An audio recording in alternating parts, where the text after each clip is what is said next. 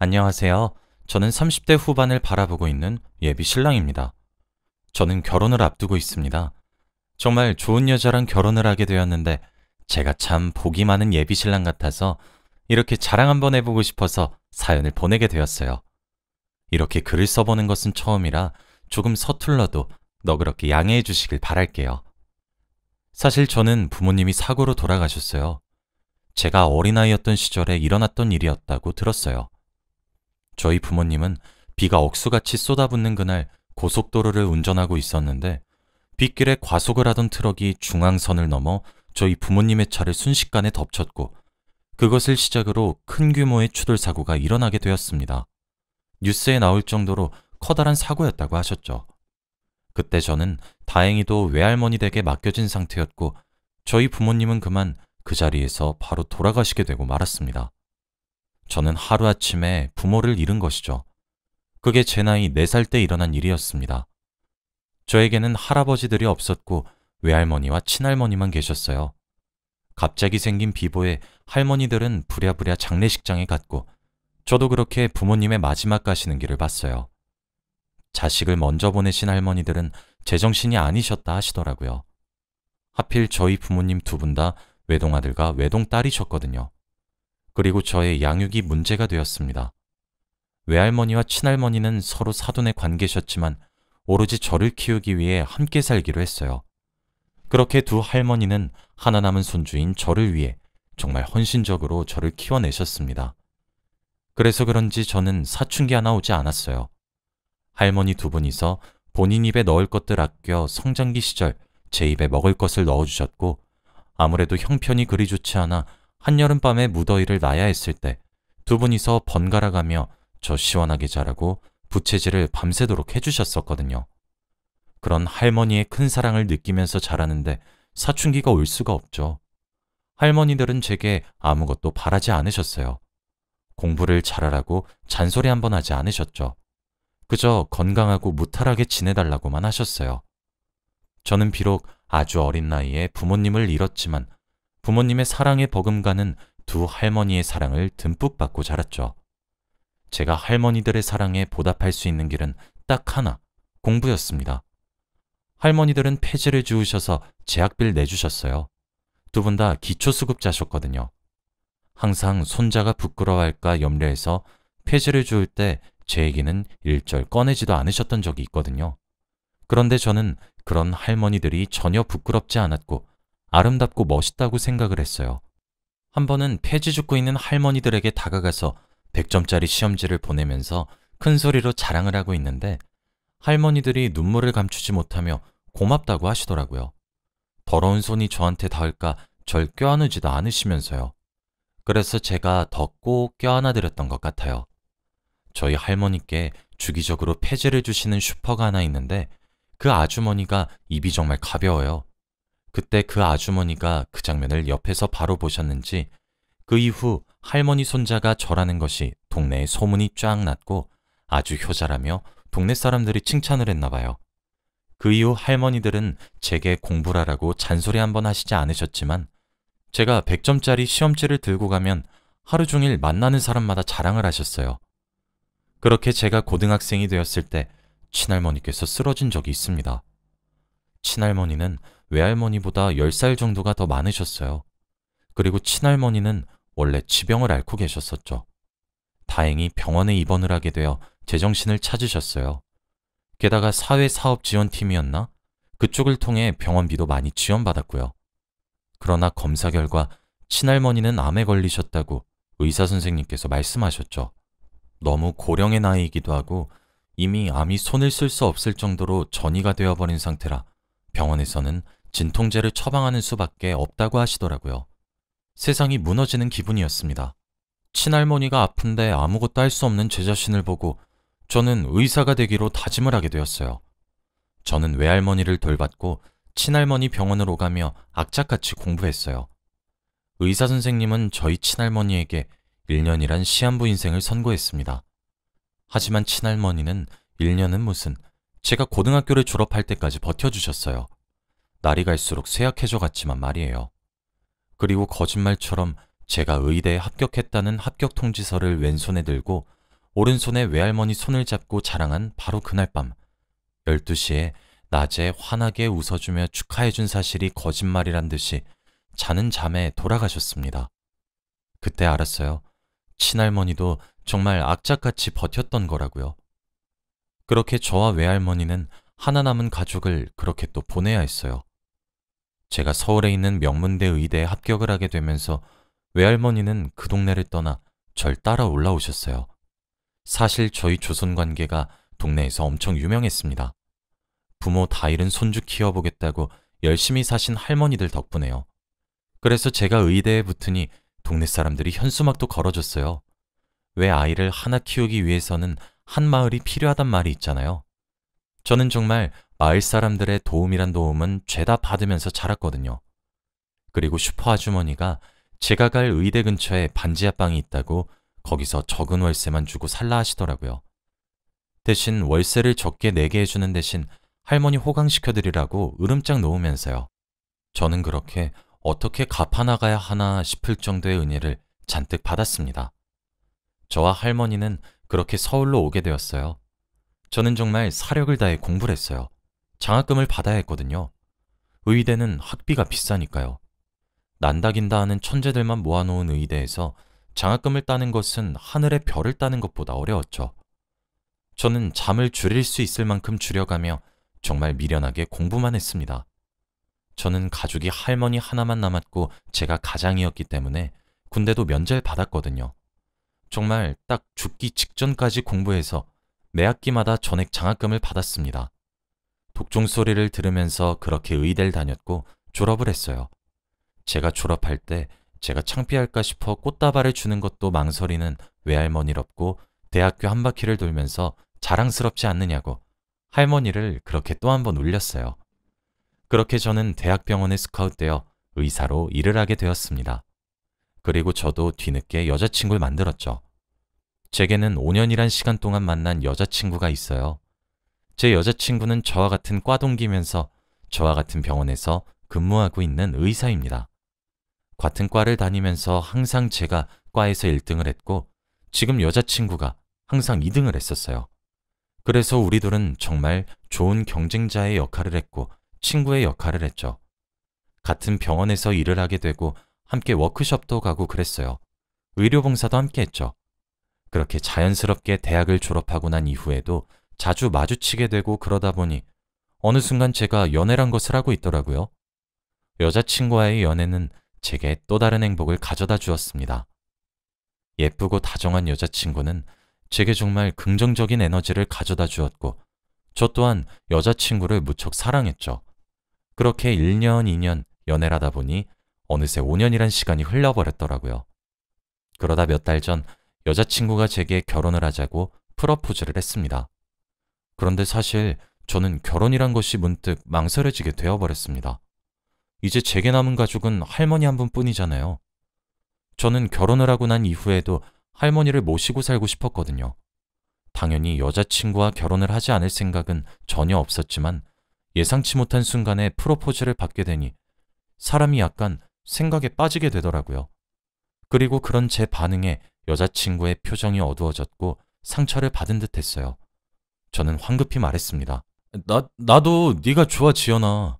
내가 처음 만나게 된 여자가 지연이 너라서 좋고 지연이 네가 아닌 마지막은 생각해보지도 않았어. 나도 평생 함께할 인생의 동반자를 고르라고 하면 당연히 뒤돌아볼 것 없이 너 하나뿐이야. 그런데 내가 바로 대답하지 못했던 이유는 내가 결혼하고 나면 할머니 혼자 남잖아. 벌써 나이가 90을 바라보고 계시는데 그런 할머니를 혼자 둘 수 없어서. 그래서 미안해. 지연이는 제 말에 입술을 삐죽이며 내가 그렇게 정없어 보여? 5년이나 날 만나놓고 그렇게 날 모르냐? 당연히 너랑 나랑 결혼하면 할머니 모실 생각이었단 말이야. 에휴, 이 겁쟁이 하면서 피식 웃으며 제게 말을 하더라고요. 저는 지연이의 배려에 정말 크게 감동을 받았어요. 고마워, 지연아. 내가 정말 평생 잘할게. 내가 진짜 무조건 잘할게. 나랑 결혼해줘서 정말 고마워, 지연아. 솔직히 그 자리에서 눈물이 줄줄 나올 뻔했는데 가까스로 참아냈습니다. 나중에 알게 된 사실인데 알고 보니 제게 프로포즈를 하기 전 이미 여자친구는 혼자서 할머니를 찾아뵈었다고 하더라고요. 저와 결혼할 사이가 되었는데 할머니를 모시고 살고 싶다고 몇 날 며칠을 바쁜 와중에 시간을 쪼개서 찾아가서 할머니를 이미 설득시킨 이유더라고요. 저만 몰랐던 거죠. 어쩐지 여자친구가 처음 인사를 드리러 우리 집에 온 건데 할머니가 너무 편하게 반겨하시는 것 같아 신기했는데 알고 보니 귀여운 뒷공작이 있었더라고요. 당연히 저희 집에서는 결혼 허락을 받아냈고 이젠 제가 여자친구네 집에 인사를 드리러 가는 날이 되었습니다. 여자친구네 집에 인사를 드리러 간다고 과일이며 고기며 이것저것 사갔었거든요. 그런데 차에서 내려 여자친구의 집을 보니까 진짜 귀가 팍 죽더라고요. 단독주택에 사는 사람을 저는 드라마에서만 봤는데 제 여자친구의 본가가 단독주택이더라고요. 따로 차고가 딸려 있고 진짜 집에 가정부 아주머니가 계신 그런 집이요. 제가 너무 초라해 보였어요. 여자친구는 알고 보니 한 종합병원의 병원 원장님의 따님이었어요. 로보트가 된 것 마냥 쭈뼛거리며 여자친구에게 이끌려 어버버거리며 끌려가서 무슨 정신인지 몰라도 인사를 드렸어요. 그러다 알게 되었죠. 원래 할아버지께서 종합병원을 하나 세우셨는데 병원장 자리를 아버님께서 물려받은 것이었어요. 게다가 여자친구에게는 위로 나이 차이가 꽤 나는 오빠와 언니가 각각 한 분씩 계셨는데 그들 모두 그 병원에서 근무를 하고 계셨어요. 알고 보니 여자친구뿐만 아니라 가족들 자체가 대대로 의사 집안인 그런 집의 따님이었다고 하더라고요. 심지어 어머님조차도 그 종합병원에서 일을 하시던 의사셨고 일을 하다가 아버님을 만나게 된 것이었어요. 원래 여자친구도 의대를 졸업하고 난 뒤 아버님이 운영하시는 커다란 종합병원에서 일을 하기로 했는데 저를 따라 대학병원으로 입사를 했다고 하더라고요. 진짜 저는 출생의 비밀을 듣는 듯한 기분에 빠졌고 진짜 어떻게 해야 될지 모르겠더라고요. 안절부절 못하고 있으니 여자친구가 저를 보호하며 겁주지 말라며 으르렁대더라고요. 아버님과 어머님 그리고 여자친구의 오빠와 누나도 그런 막내딸을 귀엽다는 듯 바라보더군요. 아버님이 헛기침을 하시며 제게 이런저런 질문을 던지기 시작했습니다.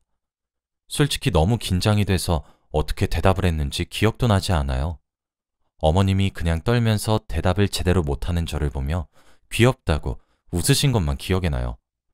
어찌되었든 저는 여자친구와의 결혼을 허락받았습니다. 저는 되려 의아해졌어요. 반대하시지 않으시나요? 저는 부모님이 사고로 돌아가셔서 할머니 손에 컸어요. 저는 지연이처럼 가진 것이 많은 사람도 아니고요. 물론 그게 제게 부끄럽다는 뜻은 전혀 아닙니다. 저를 이렇게 훌륭하게 길러내신 할머니는 제게 하나뿐인 가족이며 자랑스러운 사람이니까요. 그렇지만 아버님과 어머님께서 상상하시는 것보다 저는 무척 가난해요. 그런데 반대하지 않으세요? 라고 저는 질문을 던졌어요. 아버님이 하며 턱을 쓰다듬다가 제게 이야기를 하더라고요. 그럼 자네는 우리가 결혼을 반대하면 지연이와 헤어질 건가? 아니요, 당연히 아니죠. 제가 허락을 받기 위해 좀 더 노력할 겁니다. 그래서 허락하는 거네. 그동안 지연이한테 자네 이야기 아주 귀에 딱지가 않도록 들었어. 요즘 세상에 자기 가족 하나 먹여 살리겠다고 그렇게 희생하며 사는 사람들이 어디에 있나?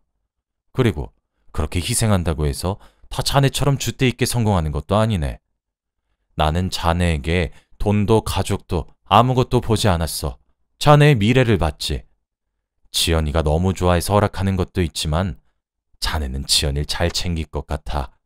그래서 결혼을 허락하는 거고. 그리고 오늘 물어보기 전 이미 지연이한테 익히 들어서 알고 있어. 자네 사정도 당연히 알고 있고. 나는 오히려 자네가 이렇게 솔직하고 겸손해서 더 마음에 드네. 그리고 나도 우리 집사람도 자네를 이렇게 훌륭히 키운 할머님을 존경해. 그 말을 듣고 순간 저는 제 자신이 조금 부끄럽고 한심하게 느껴졌습니다.